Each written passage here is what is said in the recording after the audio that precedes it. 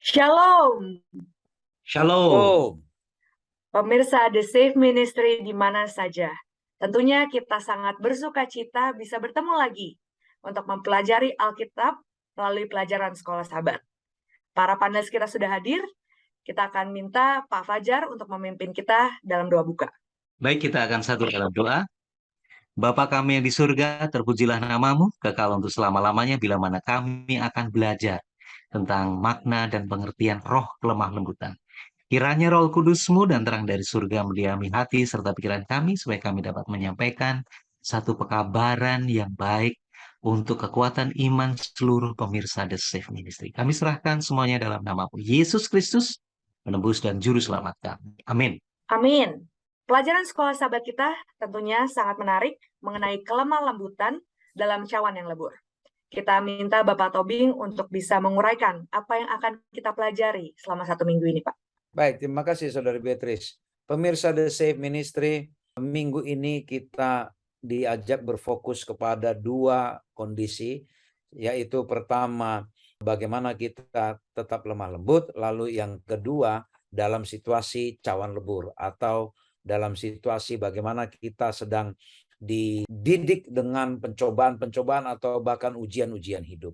Nah, kalau kita baca ayat hafalan kita Matius 5 ayat 5 ya. Berbahagialah orang yang lemah lembut karena mereka akan memiliki bumi. Ya, jadi kita sepertinya tercerahkan di dalam 1 minggu ini ya mengenai apa itu lemah lembut, mengapa Yesus mengatakan orang yang lemah lembut yang akan memiliki bumi gitu ya. Nanti kita akan lihat ya pelajaran-pelajaran kita diulas oleh para panelis.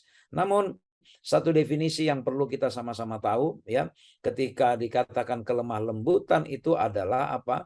Sebagai menahan luka dengan kesabaran dan tanpa dendam. Di dalam benak saya tadinya bahwa kelemah lembutan itu adalah bagaimana saya berbicara lembut, tidak marah, tidak nada tinggi. Tetapi ternyata bukan hanya sekedar itu. Makna yang lebih dalam lagi adalah Saudari Beatrice, ketika saya sedang disakiti oleh orang lain, ketika orang lain atau ketika saya katakanlah mungkin punya alasan sebenarnya untuk marah, untuk bahkan untuk dendam, tetapi diperlukan kelemah lembutan. Yaitu apa? Bagaimana kita bisa menahan rasa luka hati kita itu tetap dengan sabar dan tanpa dendam. Mungkin ya salah satu tokoh yang paling mudah bagi kita untuk mengerti ya, mengerti definisi kelemah lembutan ini, yaitu digambarkan oleh seorang tokoh yang bernama Musa. Ya, bagaimana Musa sudahlah punya maksud baik ya untuk membawa orang Israel keluar dari tanah Mesir, dari perbudakan menuju ke tanah perjanjian. Sudahlah dia mengantarai orang Israel untuk meminta perlindungan dari Tuhan dengan tiang awan, tiang api. Ya, apa yang mereka butuhkan Tuhan berikan, tetapi apa yang Musa terima? Musa sering dimaki-maki, dikutukin, ya dimarah-marah oleh orang Israel. Tapi apa? Musa tetap dengan lemah lembut, tanpa dendam, dia sabar tetap membawa aspirasi orang-orang Israel pada saat itu. Lalu ada hal lain lagi sebagai konsekuensi dari lemah lembut ini, yaitu apa? Kerendahan hati. Hanya orang yang mampu rendah hati, yang mampu menahan luka dengan sabar dan tanpa dendam. Ya, jadi ini nanti pelajaran yang kita lihat ya, bagaimana kaitannya kelemah lembutan dengan cawan lebur. Apa hubungannya cawan lebur dengan penderitaan yang kita alami? Ya, lalu bagaimana kita bisa ya kelemah lembutan kita ini menghancurkan rasa ego kita, menghancurkan rasa ketakutan kita, dan bagaimana ya kita juga hidup dengan kelemah lembutan ini sehingga kita disebut mewarisi bumi atau memiliki bumi. Wajar saja kalau orang yang sudah disakitin pun tetapi dia tetap dengan lemah lembut, wajar saja kalau orang lain pun akhirnya tetap hormat dan segan kepada orang itu, dan mungkin itulah yang disebut orang ini memiliki bumi. Nanti para panelis akan menjelaskan detail satu persatu kemana arah hubungan dari kelemah lembutan dengan cawan lebur. Demikian, Saudari Beatrice. Baik, Pak Tobing. Kita sekarang beralih ke Pak Adri. Pak Adri, kita minta untuk bisa menguraikan, Pak, mengenai roti yang dipecah-pecahkan dan anggur yang dicurahkan. Silakan, Pak. Oke, Shalom Beatrice dan para pemirsa. Kalau kita lihat ada cara pandang dari Oswald Chambers ya. Dia katakan bahwa kita harus menjadi roti yang dipecah-pecahkan dan anggur yang dicurahkan bagi orang lain. Artinya ada kontribusi yang sangat positif dan luar biasa, mindset yang positif yang luar biasa, dan itu kita dapatkan dari Allah. Itulah sebabnya definisi dari kelemah lembutan adalah kemampuan yang diberikan Allah untuk menanggung hal-hal seperti itu dengan kesabaran dan tanpa dendam. Ya, tadi hamba Tuhan Pak Elvin Tobing sudah jelaskan begitu luar biasa. Poin pertama sebagai makna dari topik kita saat ini adalah salah satunya Musa dipecah-pecahkan oleh gelombang kritik. Ya, kita tahu perjalanan bangsa Israel dari Mesir ke Kanaan. Yang kedua, perlawanan dalam pelayanannya membawa bangsa Israel ke tanah Kanaan. Ya, banyak diceritakan di dalam beberapa buku di dalam Perjanjian Lama. Yusuf juga mengalami pengkhianatan, pemenjaraan dalam saat dia di bawah dalam pelayanan ke Mesir. Kita tahu profilnya, luar biasa. Karena kedua hamba Tuhan tadi ini adalah memiliki cara pandang dengan mengandalkan Allah, menyerahkan semuanya. Yang berikut, dalam setiap kasus Allah mengizinkan situasi di mana umatnya dapat menunjukkan kasih karunia. Artinya apa yang Allah inginkan dapat menjadi bekal bagi kita untuk juga dimiliki oleh orang lain. Dan pemeliharaannya untuk kebaikan umatnya. Israel yang lama dan Israel yang ada saat ini. Yang berikut, bisa saja umatnya terluka dan marah. Dan inilah bagian dari kelemah lembutan, kemampuan untuk tetap bersabar dan tidak dendam. Dan yang tak kalah pentingnya ada di dalam buku Yeskel 24 ayat 24 dan selanjutnya dikatakan, pengalaman kehidupan Yehezkel merasakan kebenaran sejati pada saat penggenapan nubuatan dan memahami Tuhan yang berkuasa. Inilah beberapa aplikasi yang dimulai dengan cara pandang Oswald Chambers yang semuanya untuk dapat menggambarkan bahwa Allah lah sumbernya, Allah lah yang memiliki segalanya termasuk kelemah lembutan, dan itulah yang menjadi pembahasan kita saat ini, walaupun ya kita adalah manusia yang penuh dengan kelemahan, tetapi dengan mempelajari cara pandang Allah, maka kita akan sama, karena kita sudah belajar sebelumnya berdoa, meminta hal-hal yang luar biasa dari Allah. Shalom, inilah Beatrix beberapa poin penting tentang roti yang dipecah-pecahkan dan anggur yang dicurahkan. Baik, Pak. Kita ada pertanyaan nih, Pak. Bagaimana sih kita bisa membantu orang lain walaupun sebenarnya kita sendiri malah yang memerlukan bantuan? Jadi tadi sudah informasikan sebelumnya bahwa memang kita ini memiliki cara pandang yang luar biasa. Pertama, kita memiliki Allah yang luar biasa. Dan gambaran-gambaran yang Allah berikan kepada kita melalui firman-Nya. Sehingga cara pandang kita ini untuk memiliki kehidupan kekal, maka kita belajar dari firman Allah. Sehingga walaupun tadi dikatakan perasaan, memiliki masalah dan sebagainya, tetapi kita harus selalu mengundang Roh Kudus. Sehingga yang Allah inginkan di dalam firman Allah bisa kita bagikan bagi orang lain pada saat kondisi kita juga memiliki masalah yang saya sebut dengan central problem yang bervariasi. Masalah begitu banyak. Tetapi kita kan mau ke surga katanya. Jadi dengan demikian kita selalu berdoa dan saya percaya dan yakin bahwa para hamba Tuhan, Musa, Yusuf, Paulus dan sebagainya juga memiliki hal yang sama, tetapi karena mereka bergantung kepada Allah, maka perjalanannya mereka bukan mundur, tetapi maju terus. Artinya mereka melihat kepada Allah dan tidak melihat ke belakang. Shalom Beatrice, ini yang bisa menjawab beberapa kaidah tentang pertanyaan yang sudah disampaikan oleh adik Beatrice. Shalom. Baik, Pak Adri. Sekarang kita minta Pak Fajar untuk bisa, Pak, menguraikan mengenai syafaat untuk kasih karunia.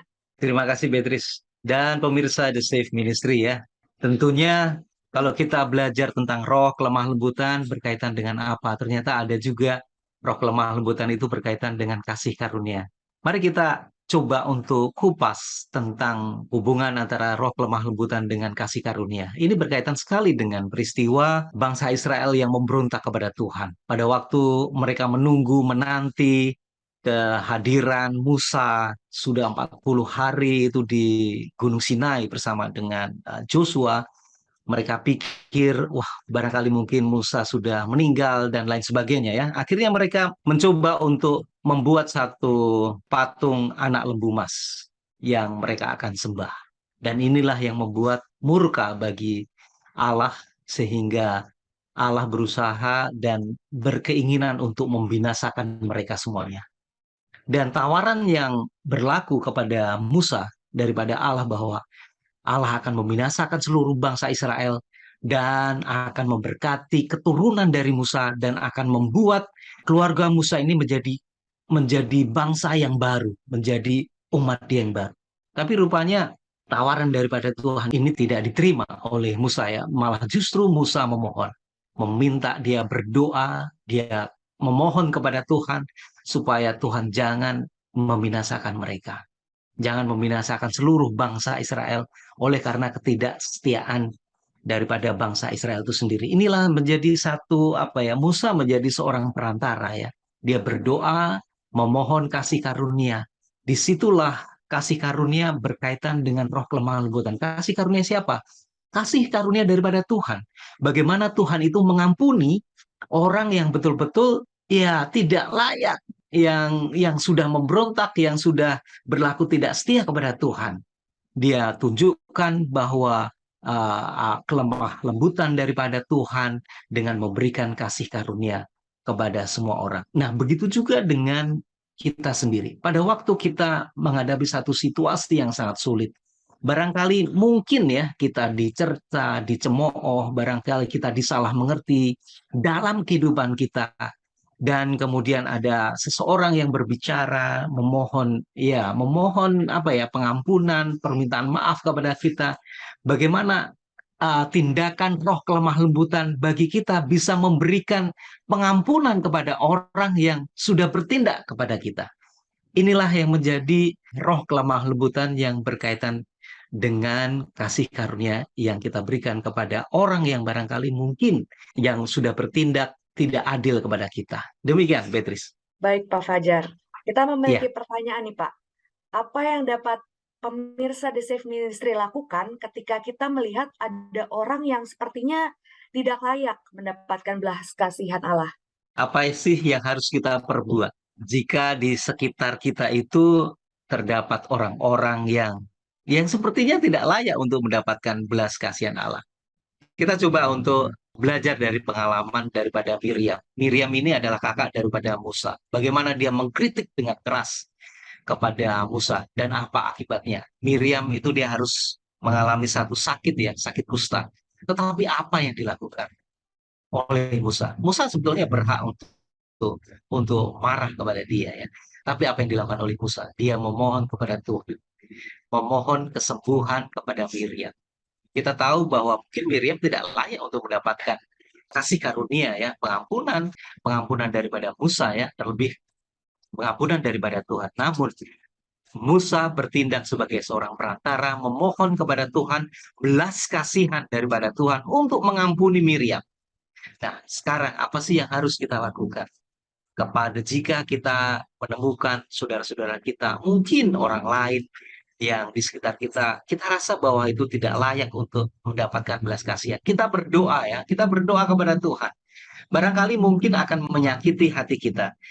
Namun seperti halnya penulis dari saudara Elvin, itu kita menahan kesabaran itu ya, menahan kesabaran dengan roh lemah lembutan, mau mengampuni musuh kita. Dan saya coba garis bawahi, ada jika engkau sempurna, pada waktu kita sempurna, pada waktu kita itu mengasihi musuh kita sendiri. Ini sangat luar biasa sekali. Jadi apa yang harus kita lakukan? Kita memohon doa kepada Tuhan supaya Tuhan memberikan kasih karunia kepada orang yang barangkali mungkin menyakiti hati kita, kemudian ya membuat salah pengertian kepada kita. Demikian Beatrice dan pemirsa The Safe Ministry.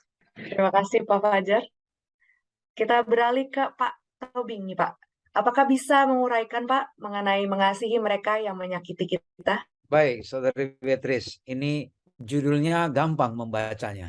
Tapi ketika kita coba resapi, bagaimana saya mengasihi Pak Adri Kaunang ketika saya tahu Pak Adri Kaunang menyakiti saya.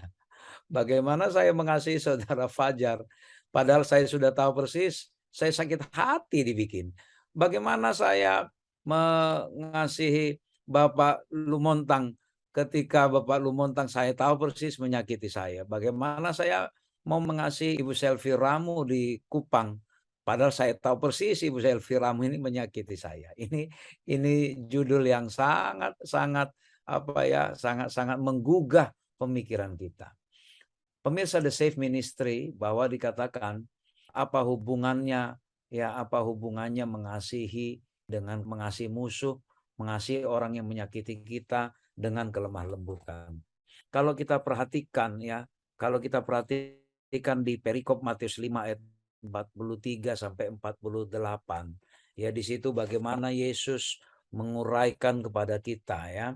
Bagaimana Yesus menguraikan, ya, dia bilang kalau kita berdoa atau mengasihi sesama manusia, dan lalu kita mungkin dikatakan wajarlah kalau kita membenci musuh. Tetapi Yesus mengatakan bukan seperti itu. Ya, Yesus bilang di ayat 44, tetapi aku berkata kepadamu, kasihilah musuhmu dan berdoalah bagi mereka yang menganiaya kamu. Saya enggak terbayang.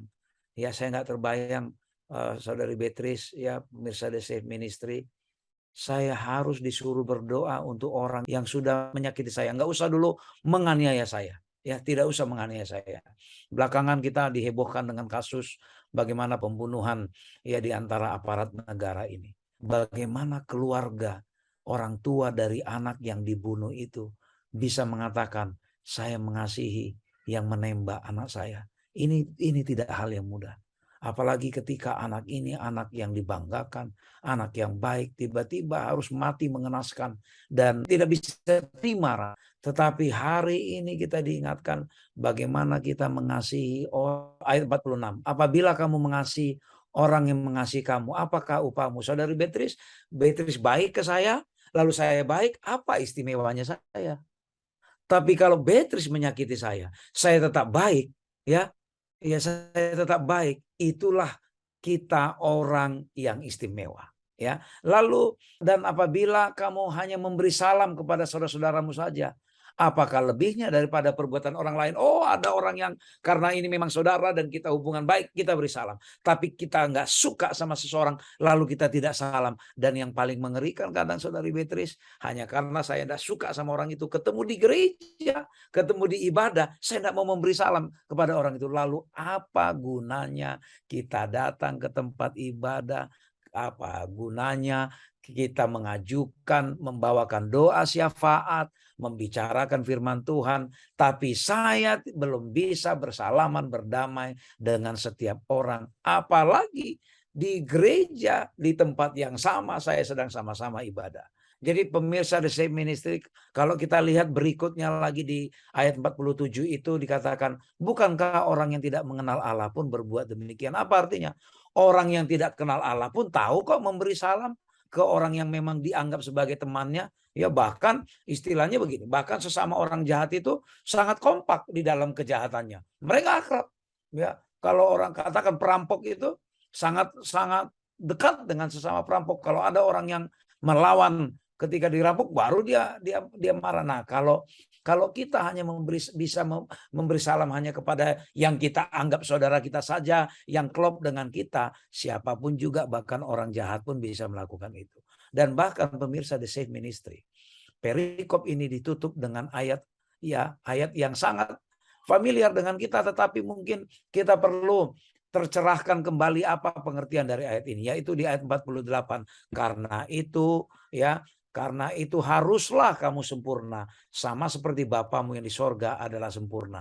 Mungkin pemahaman kita selama ini, termasuk saya pribadi, yang disebut di dalam Matius 5 ayat 48 ini, mana mungkin kita manusia bisa sempurna tanpa cacat dosa, tanpa ada dosa sama sekali. Ternyata ayat ini sebenarnya memberi penekanan di penjelasan sebelumnya bahwa yang disebut kesempurnaan itu adalah ketika saudara dan saya, ketika kita semua pemirsa The Safe Ministry mampu mengasihi orang yang menyakiti kita, mampu mendoakan musuh kita. Itulah kesempurnaan itu. Ya, itulah standar kesempurnaan. Ya, bagaimana kita bisa tetap tetap mendoakan, mengasihi, menyalam, bahkan tidak terpikir sama sekali atau tidak terpikir untuk mendendam kepada orang yang menyakiti kita. Itulah kesempurnaan yang dinyatakan di dalam kelemah lembutan. Demikian, Saudari Beatrice. Baik, Pak Tobing. Seperti yang Pak Tobing bilang, mengasihi mereka yang menyakiti kita itu tidak mudah. Lalu bagaimana nih Pak, supaya kelemah lembutan menjadi gaya hidup kita ketika kita menghadapi orang yang menyakiti kita? Baik, ketika ada orang yang menyakiti kita, mungkin kita tidak terima dengan perilakunya, ya. Kita tidak terima. Tapi coba mungkin kita perlu renungkan, ya, kita perlu renungkan mengapa atau apa motivasi orang itu kok sampai berbuat seperti itu. Ketika kita tahu bahwa ternyata setiap orang yang memang ingin merasakan kepuasan dirinya, mungkin itulah yang dia tahu, ya, itulah cara terbaik yang orang itu tahu sehingga dia puas hidupnya. Lalu kalau kita sudah mencoba memaklumi atau menerima motivasi mereka itu, maka kita pun kita mencoba mengerti, ya, kita mencoba maklum kalau kalau ada orang lain yang mencoba melakukan atau menyakiti hati kita. Bagaimana agar ini menjadi gaya hidup kita? Mari kita ingat, ya, perkataan Yesus bahwa semua manusia ini adalah sesama kita. Baik yang mengasihi kita maupun yang menyakiti kita, itu adalah sesama kita. Dan ingat Yesus, ya, ingat Yesus, dia disakiti, dia dibenci, orang-orang merencanakan untuk membunuh dia, tapi sedikit pun tidak tidak muncul di dalam niatan Yesus untuk membalaskan, menghancurkan mereka, walaupun Yesus punya kuasa untuk membinasakan mereka semua. Itulah yang perlu kita lakukan agar kelemah lembutan ini menjadi gaya hidup kita. Ingatlah Yesus yang selalu baik, yang selalu membalas kejahatan dengan kebaikan, ya, terhadap orang-orang yang menyakiti dia. Demikian, Saudari Beatrice. Baik, Pak Tobing. Sekarang kita beralih ke Pak Adri. Pak Adri, apakah bisa dijelaskan mengenai mulut yang tertutup, Pak? Oke, Shalom Beatrice yang luar biasa dan para pemirsa yang ada dimanapun saudara. Proses pembelajaran ini adalah memang hanya bersumber dari Yesus.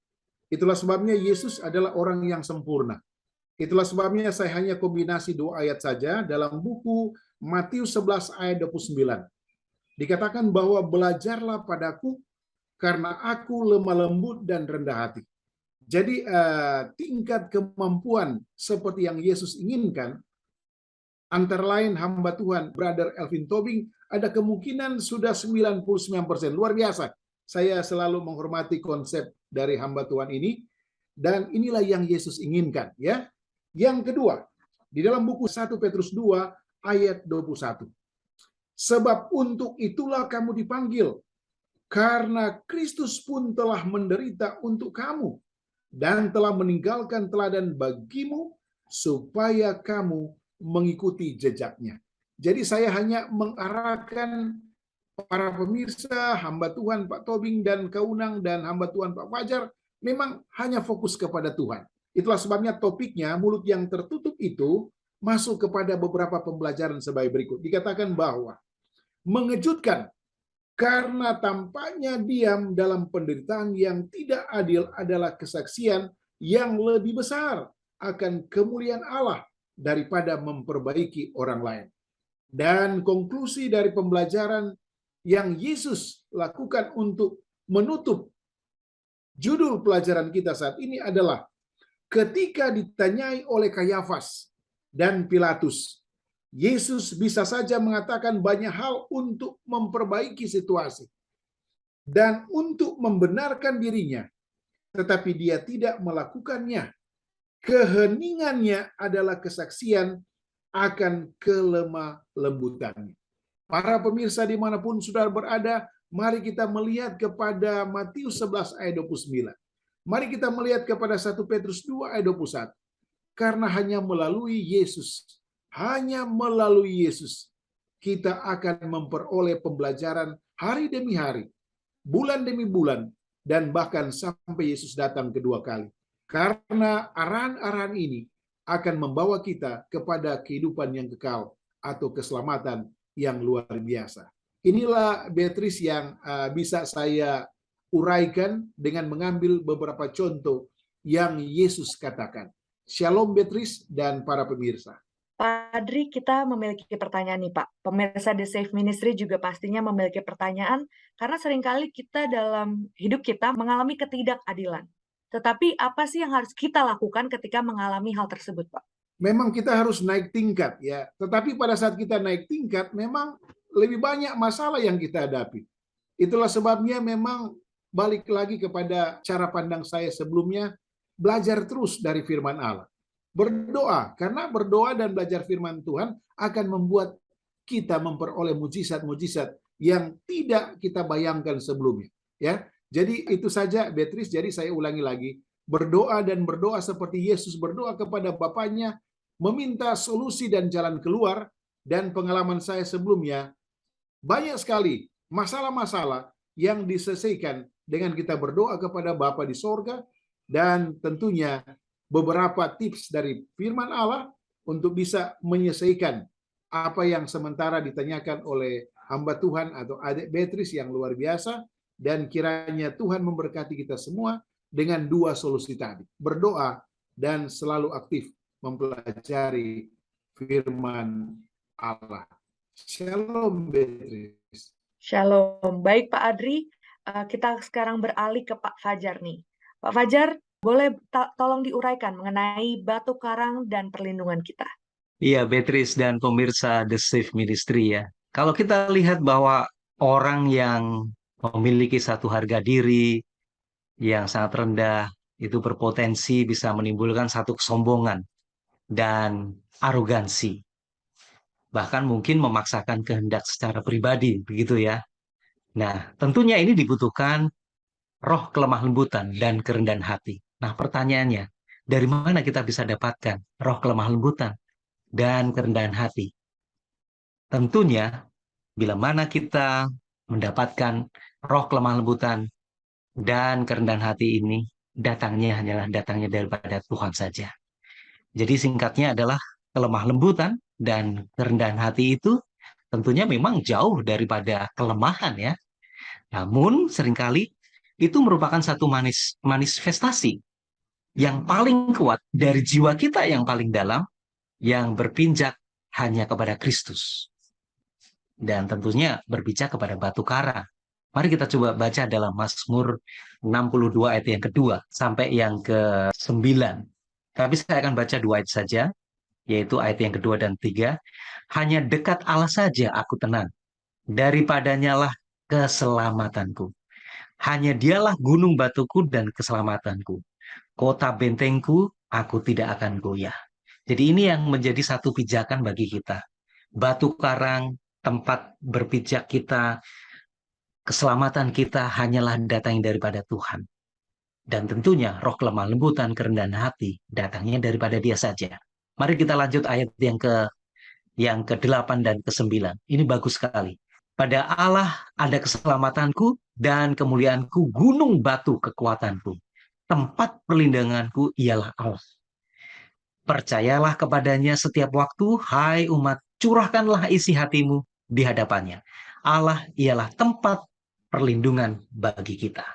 Tentunya roh kelemah lembutan, roh kerendahan hati itu datangnya daripada Allah. Bila mana kita menghadapi cawan lebur dalam kehidupan kita, bagaimana roh kelemah lembutan kita itu bisa muncul dalam cawan lebur kita, yaitu dengan berpijak hanya kepada batu karang yang merupakan sumber pertolongan dan sumber perlindungan bagi kita semuanya. Hanya kepada Allah saja kita akan memiliki roh kelemah lembutan dan roh kerendahan hati.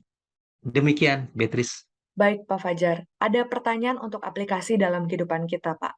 Apa Ya. yang bisa kita lakukan supaya kita tuh tetap kebal dan kuat ketika menghadapi kecemoohan dan hinaan sebagai umat Allah? Iya, Beatrice dan pemirsa The Safe Ministry. Tidak mudah bagi kita ya menghadapi cemoohan, menghadapi hinaan, bahkan mungkin menghadapi bulian dari rekan-rekan kita. Kebanyakan mungkin anak-anak pelajar kita bulian dari teman-temannya. Susah bagi kita untuk apa ya? Untuk menghadapi itu semuanya. Namun Alkitab, pelajaran sekolah Sabat ini mengajarkan kepada kita yang menjadi satu pijakan bagi kita hanyalah batu karang, yaitu Yesus Kristus sendiri, tempat perlindungan, tempat keselamatan, di mana kita bisa bercerita banyak dengan Yesus dan sebagai tempat perlindungan bagi kita, sebagai sumber pertolongan bagi kita. Kemana kita harus pergi? Hanya kepada Yesus saja. Jadi tentunya yang perlu kita lakukan, cobalah tetap berserah bersandar sepenuhnya kepada Tuhan. Oleh karena itu nanti Tuhan akan memberikan satu roh kelemah lembutan, ketenangan jiwa. Sebetulnya yang kita butuhkan adalah kenyamanan ya. Kenyamanan, ketenangan jiwa. Supaya kita itu bisa berpikir dengan tenang di dalam menghadapi satu cobaan, menghadapi cercaan, hinaan gitu ya. Bahkan bulian mungkin dari orang lain. Salah mengerti, itu yang seringkali kita hadapi ya. Salah dimengerti mungkin dengan sesama anggota jemaat. Tetapi pada waktu kita berada di dalam perlindungan Tuhan, di dalam batu karang kita, bagaimana kaki kita berpijak hanya kepada Dia. Dia akan memberikan satu kelemah lembutan kepada kita. Sehingga kita bisa berpikir dengan tenang. Kita bisa menyerahkan itu semua problema itu kepada Tuhan. Dan Tuhan akan memberikan satu kelegaan bagi kita semuanya. Demikian Beatrice dan pemirsa The Safe Ministry. Baik, Pak Fajar. Tidak terasa kita akan mengakhiri diskusi kita. Kita minta Bapak Tobing untuk bisa memberikan kesimpulan pada diskusi kita ini. Baik, pemirsa The Safe Ministry, ada 3 kata kunci yang menjadi pelajaran bagi kita dalam satu minggu ini. Pertama yaitu kelemah lembutan. Bagaimana kelemah lembutan, yaitu sabar ya tanpa memiliki dendam terhadap orang-orang yang menyakiti kita. Orang-orang yang mampu melakukan ini membutuhkan kata kunci yang kedua, yaitu kerendahan hati. Jika kita masih dikuasai kesombongan, tidak mungkin kita bisa bersabar ya menahan luka terhadap orang yang menyakiti kita. Kalau kita masih dikuasai kesombongan, apa yang terpikir oleh kita? Yaitu membalaskan dendam, membalaskan kemarahan kita, supaya menurut kita sama-sama adil. Ya, kalau saya disakitin, yang menyakitin pun harus merasakan seperti yang saya rasakan. Kata kunci yang ketiga adalah yaitu pengendalian diri. Bukti tertinggi dari kehidupan orang Kristen adalah apa? Ketika kita mampu mengendalikan diri. Dan pengendalian diri adalah juga salah satu buah-buah roh ya yang sebagai pengontrol dari semuanya.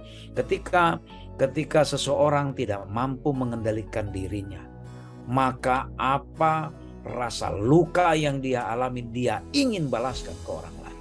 Oleh karena itu pemirsa The Safe Ministry, 3 kata ini, kelemah lembutan, kerendahan hati, ya, pengendalian diri, ini hanya mungkin kita miliki ya bila mana kita menyerahkan diri kita, mau dikuasai oleh Roh Allah.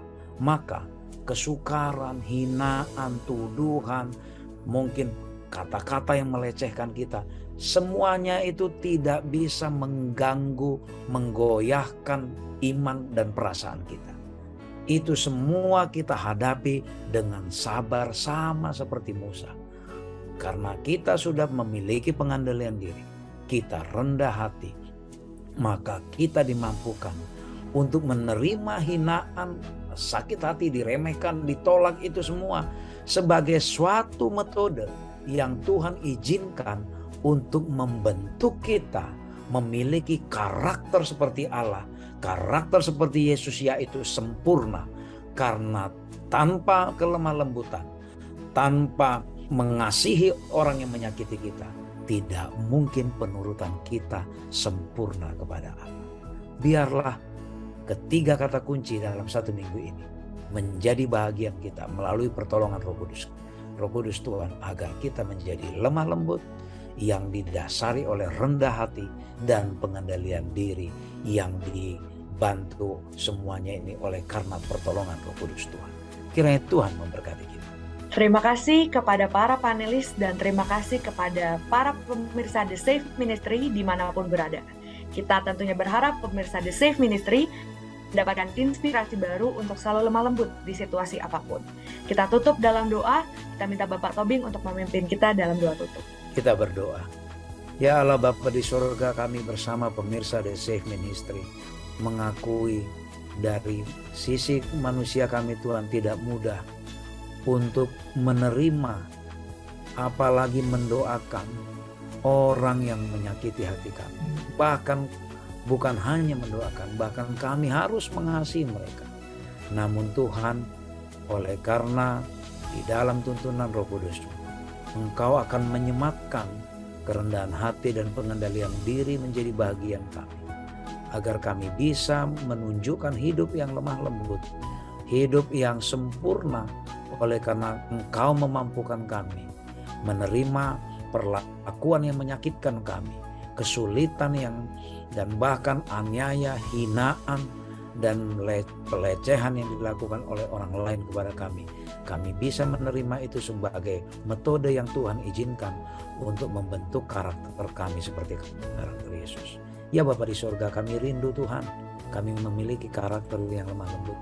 Kami rindu Tuhan kelemah lembutan Musa, kelemah lembutan Yesus ketika di dunia Engkau sendiri telah menunjukkan kepada kami. Kami rindu Tuhan kelemah lembutan Paulus, yang kami rindu Tuhan kelemah lembutan Silas juga Tuhan. Bagaimana mereka tetap memuji Tuhan, bagaimana mereka tetap tidak dendam terhadap orang yang menyakiti. Kami rindu itu menjadi bagian kami, nyata dalam karakter kami. Terberkatilah kami semua bersama pemirsa Safe Ministry, agar kami Engkau berikan kelemah lembutan, agar bumi ini menjadi warisan kami. Artinya Engkau izinkan kami memasuki kerajaan sorga, dan Tuhan izinkan kembali menempati bumi ini sebagai sorga yang Tuhan sediakan bagi kami. Terima kasih Tuhan. Mohon ampun kami akan pelanggaran dan dosa yang kami perbuat. Dalam nama Yesus kami berdoa. Amin. Amin. Sekali lagi kita ucapkan terima kasih kepada pemirsa The Safe Ministry dimanapun berada. Dan terima kasih kepada produser kami Bapak Simon Gumanti. Tuhan memberkati. Shalom. Shalom. Shalom. Tuhan memberkati.